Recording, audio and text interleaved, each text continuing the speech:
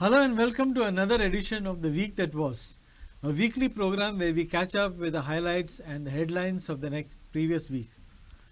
To discuss these headlines, I have with me the group editor of Herald Publication, Mr. Sujay Gupta. Welcome to the show. Thank you. On the table we have this week, that is August 31st to September 6th, we have the following headlines: the crackdown on drug trade, the precious advice on forensics, sand mining in its draconian form, and the tale of murders and death continues. So on the first headline, we have September 2nd, assailants open fire at sand extraction site in Kurchare, leave one dead and another injured. And today, that is September 6th, the day we are shooting this incident, we have another story in the Herald with regard to sand mining, where we said that the captain of ports finds it difficult to trace the canoes, but Herald has carried photographs of canoes which are parked into the Tirakol and the Shapora rivers. See, Dr. Freddy, sand mining is one issue that we've been pursuing relentlessly in Herald. In fact, when the issue had completely died down, we realized that especially during the monsoons, when people think it is all very quiet, and it is indeed quiet, that is the time a lot of these illegal sand miners, they get their canoes ready, they prepare for the season as it were. And a lot of, even during the monsoon period, a lot of very surreptitious sand mining is going on. Yeah. The crux of the matter is at this point of time, there are no sand mining licenses given to anybody. And what the activists who are against sand mining are saying is have a transparent process and give it and have a quantity that is required, but give it to the right kind of people, get all the environment clearances done, and let it not be rampant and unregulated. The building lobby obviously wants sand mining to take place, but the issue here is whether you're following all the regulations or not. Yeah. Now, these kind of shootouts where people are getting killed was absolutely unheard of in Goa, which obviously means that sand mining is happening rampantly from the river beds. People who are opposing sand mining are actually getting threatened, and we know this and we've heard this from activists who themselves have got threatened. Yeah. And that is a sorry state of affairs. What happened in Kurchare, though we don't know who was actually responsible, though one person has already died, it almost seemed as if it was a inter-gang sand mining rivalry which led to this particular shootout, because all of them were illegal sand miners. Yeah. And the irony here is that the captain of ports, which is supposed to be the body which supervises and ensures that things happen properly, they are literally putting the hands up and saying that, look, we cannot do it because these sand mining canoes are all hidden and we cannot follow it. Undoubtedly, the captain of ports is not a policing force. Yeah. But the point is, the captain of ports, they are at least the custodian of the waters.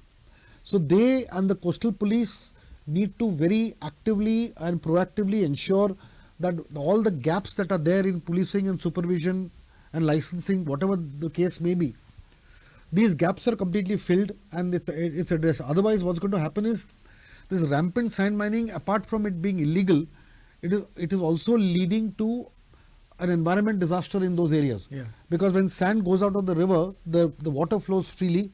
It acts as a pressure on the bunds get broken, fields get flooded. So there's an environmental disaster, including as well as a criminal disaster, both. Now, people would be wondering why there is no effort on the side of the government to give licenses and to regulate sand mining. That is so true, because the NGOs who are opposing it are actually saying that you regulate it properly. You regulate it properly, see that it is given to a few people. Also, to see that licenses are given only to kind of locals who can at least benefit out of it. What is happening, as we found during our debate also, is that there are trucks that are coming from Maharashtra, coming from Karnataka, filling up. The boats are picking up the sand, dumping it onto trucks, and the trucks are... So there is no check on the illegal canoes, there is no check on the transportation. The entire thing has become completely rampant and out of hand. Yeah. Okay. Moving on to September 3rd, a story on the Herald in Saturday's edition. And this is a story that has dominated this week. Big-time drug dealers of the country have shifted base to Goa and use the dark web to do digital trading of bulk drugs. And this entire series of expose on drugs has come from the Hyderabad police. So that is one story. Then on September 4th, that is Sunday, we have another story in the Herald. We will get more drug gangsters operating out of their havens in Goa, says the Hyderabad Commissioner of Police. And on that day, you have some utterances from the Chief Minister of Goa, who says that there will be crackdown on drugs, and we have to see the reactions of the people on how they have reacted to this. And the third story is on September 5th, that is Monday, Smoke Them Out, how the HNU, that is the Hyderabad narco wing of the police, in a 6-month ongoing operation, flushed out drug lords from Goa. Yeah, so you have got a lot of things to unpack in because there are so many stories that you've raised, Yeah. but they're all part of the larger efforts on our part to highlight the fact that the Hyderabad police has actually come as a guardian angel of sorts and done more towards cleaning up the Goan drug system than the Goa police ever has, and people will ask how and why. The fact of the matter is that Goa has not only become a point of consumption, but Goa has also become a center of trading of drugs. Yeah. And a large number of these drug dealers and big time drug operators, what they've essentially been doing is they've been using Goa as a spot from where drugs are channeled out. Goa is a hub, and it's taken to different parts of the country. As we have seen that Hyderabad happens to be one of the areas where a lot of trade and business is going on, because Hyderabad being a university town with a lot of universities there, a lot of these drugs have been sold in the Osmania University campus. And the Hyderabad police basically decided to crack down on this whole supply because they wanted to eradicate this, and they have a very clear zero tolerance policy to drugs. The Chief Minister K. Chandrasekhar Rao is very, very clear on this. So the Hyderabad Police Commissioner, and incidentally, in Hyderabad, they have a Hyderabad Narcotic Enforcement Wing, which is the full form of HNU. It is a very interesting phenomenon where a city police has a narco wing. It is not a state narco wing. State has its narco wing anyway. But under the Hyderabad city police, you have the narcotics wing there. And of course, you have a very active and a proactive police commissioner, C.V. Anand, who has been kind of spearheading these operations. And what they've essentially done, they found out that a lot of these drugs come in. So they've used the customers in Hyderabad to trace the suppliers. And through the suppliers, they managed to expose a big network of drug dealers, drug peddlers in Goa. They managed to arrest a few of them. Apparently, there are 174 people who are accused in these cases. They will soon be moving to ensure they get proper rewards and warrants to essentially come and get the others. The Goa police has not liked it for obvious reasons. They see this as an interference and they see it as illegal also for them to come and operate. But the point is, we are sure that the Hyderabad police will look at all the legal aspects and do it legally so that a smooth interstate coordination happens. And ultimately, the biggest concern, as the Hyderabad Police Commissioner has said, that it is not about winning medals or winning accolades. It's about getting the job done. Because once drugs become a part of society, future generations get completely spoiled. And he says that is basically the aim. Whether the Goa police does it or Hyderabad police does it, somebody has to do it, because the society has no geographical boundaries. Now, how do you look at this denial by Goa police that they never received any request from the Hyderabad police? Now, and the Hyderabad police have also said that there is one case where they were able to nab an accused, but in the other case they were not able to. Now, does this have any parallel like the Charles Sobraj case, where the Maharashtra police came, did not inform the Goa police, and they nabbed? See, in the Charles Sobraj case, sometimes what happens is that police forces work in certain ways, and if there is a proper cooperation between the two state polices and there's a lack of ego, and the other state police says, okay, you're doing a quiet job, you come and do it, and you go ahead and do it. See, we must also understand why the Maharashtra police came without informing the Goa police. There must be a reason. There must be a strategic reason. However, technically, when you are entering a particular state, you need to inform the local police, otherwise there's going to be mayhem. But often what happens is, as we know, the pragmatic thing is that often a lot of things are not done in writing because of operational reasons. There's an understanding between police forces.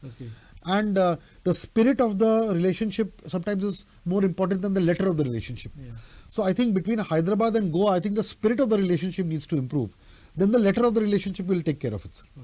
Then how does one look at the CM's orders or a reaction for crackdown on antisocial elements in Goa in view of the rising crimes. That means he's referring to a number of crimes which have taken place. Yes, if you look at the number of, say, the murders that have increased, daylight murders are increasing. We saw a murder case happening in Asagaon. Then there's another murder case happening in Baina now. Okay, so on every alternate day, or at least 2 or 3 times a week, we are hearing of some unnatural murder case. Yeah. So we had Sonali Phogat, then you have the Asagaon case, then you have the Baina case. There is some law and order issue. You have the shootout in Kurchore. So obviously there is a law and order concern. Yeah. We are not saying that the state has precipitated it. Yeah. But my issue, but it is something that needs to be taken into account. There may be societal reasons. There may be other changes in circumstances. It may be the milieu that Goa is going through. There may be various reasons for this. But the fact remains that yes, Goa is not that idyllic, peaceful state where you could leave your doors open and go for holidays. Yeah. That has gone now completely. Okay. Sometimes we don't even know who our neighbors are. Oh, yeah. Yeah, that's where the problem is. Okay. On September 5th, the Herald has a story on the front page which has to do with forensics and forensic analysis and cracking down of cases. It says delay in getting the viscera chemical analysis leads to acquittal of accused former GMC forensic department head, and we are referring to Dr. Silvano Sapeko, who was in charge of Yes. The forensics department in GMC. GMC and the post-mortem in the... That's right. That's part of the forensic department. Yeah. Yes. So Dr. Silvano Sapeko was here, right here in this very studio a week ago, where he spoke about along with the other panelists, in depth discussed the whole issue of Goa getting destroyed with drugs. Yeah. But he raised a couple of very interesting points. He said, look, very often overdose of drug case or a drug victim case or a drug death case gets buried because the cause of death is reserved and the viscera is kept for further investigation in a forensic lab. Now, until the viscera report comes, you cannot determine whether there is a presence of drugs or alcohol or whatever. Yeah. Now, the viscera sample, to get an actual authentic assessment of the viscera, which is crucial to the investigation, you need to get the viscera report in 15 days. Yeah. Now, he made a startling revelation that in his entire career, manning maybe 2 decades at least, if not more, there has not been a single case where the viscera has come back, the viscera report has come back in 15 days. Which obviously means that every single viscera that has gone, which has been examined in the report that has come back, that report is flawed. Yeah. If the reports were not flawed, then many more cases would have led to the logical conclusion. And we would have determined whether there was a presence of alcohol or drugs in those systems. Yeah. So there are so many cases that have got buried, fallen by the wayside because of only one procedure where Goa does not send the viscera on time, or there must be some other reason because of which all these investigations are getting botched. Because you must remember, as he also very rightly said, the job of the doctors is to give the viscera on time, and they do it almost as the day of the postmortem or the day after. Yeah. The job of the police, the investigating officer, to send the viscera to the concerned lab on time. Yeah. Now, to do that, you also need money to be paid to the particular lab. Yeah. And their finance comes in. Now, if it goes into the bureaucratic rigmarole and it takes 15 days for the check of the draft to be paid to the forensic laboratory, if that takes 15-20 days, the game is over there itself. Yeah. Then you need to have a police runner, somebody who will take the viscera from Goa, travel all the way. Most probably they're not sent on flights, they're sent on trains. Yeah. So if the draft of the viscera report from the finance department comes in 20 days or even 1 month or even more, then you have to find a person who will go from the police department and take the viscera report.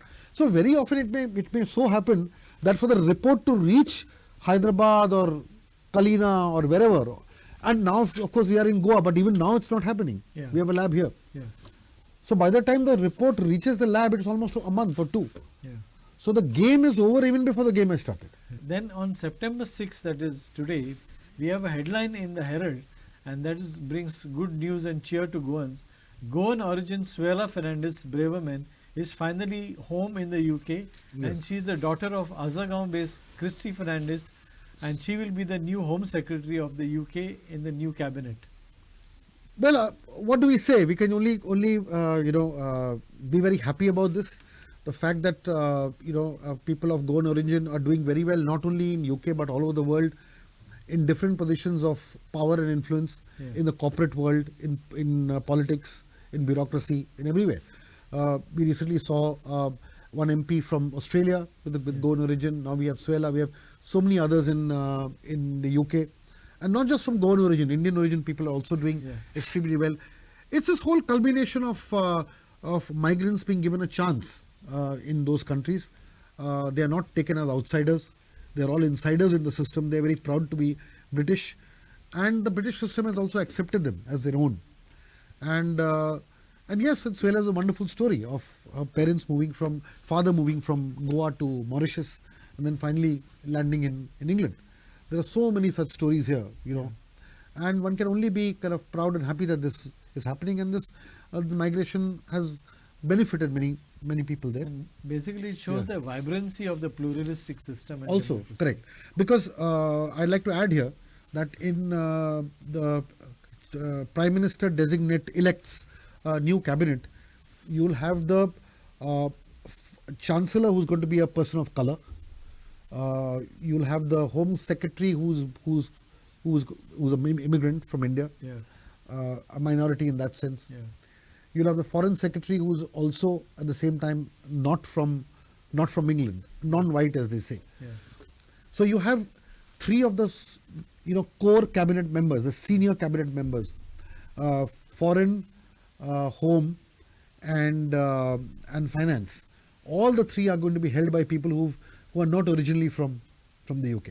So that speaks for itself. On the same day, that is September 6th, that is today the day we are shooting this incident, we also have, you have already highlighted this, we have two stories which talk about a continuing tale of crime and murder in Goa.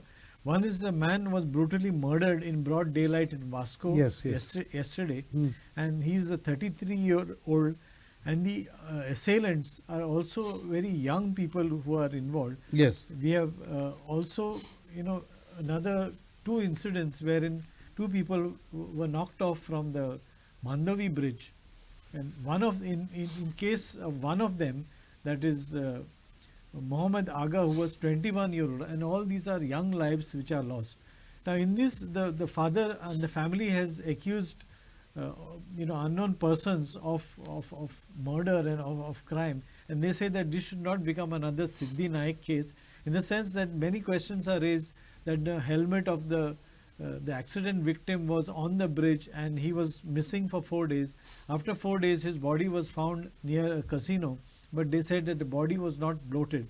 Now this also leaves a lot of work on the table of the crime branch. That is very true. I think the crime branch and there should be proper officers drawn, and there should be a proper homicide team which handles only homicide cases. Otherwise you cannot, because what has happened in Goa is that Goa, you don't have a fixed population.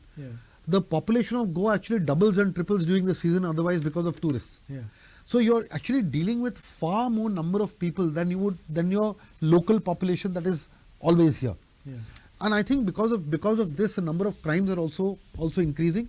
The unnatural crimes are also increasing, because these are all investigations that you need a dedicated homicidal team to go into it. Firstly, we do not have the wherewithal of experts coming in and sealing a scene of crime properly. You don't have proper forensic steps taken. You don't take proper fingerprints. You don't gather samples properly.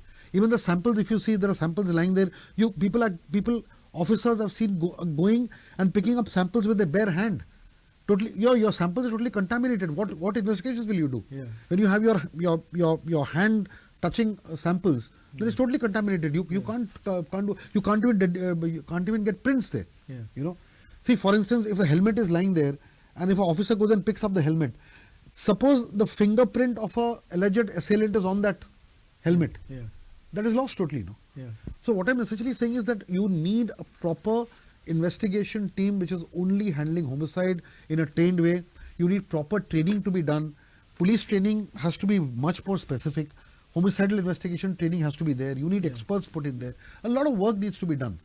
Right now, I think the police force is basically used in VIP bandobast Yeah. and essentially catering to sections of society who should be under the watch of the police Yeah. rather than being their bedfellows. Yeah. And this need, that is a very important point that you have made. I think police keep shuttling between policing and crime fighting. Correct. So there has to be a dedicated division within the police where Absolutely. those who are patrolling and on police duty should be separate from those fighting crime. Fighting crime, correct. Yeah. Now there's an absolute hodgepodge and there is no system at all. Yeah. So on that note, we wind up the week that was. We hope that you enjoy catching up with the headlines of the past week, because very often history is repeated now and then. All the time, week Yeah. after week. Yeah. Okay. So on that note, we wind up this edition of the week that was. I thank my guest, Mr. Sujay Gupta, Thank for you. his Pleasure. insightful analysis into the stories and the news behind the stories. Thank you for watching Herald TV. Thank you.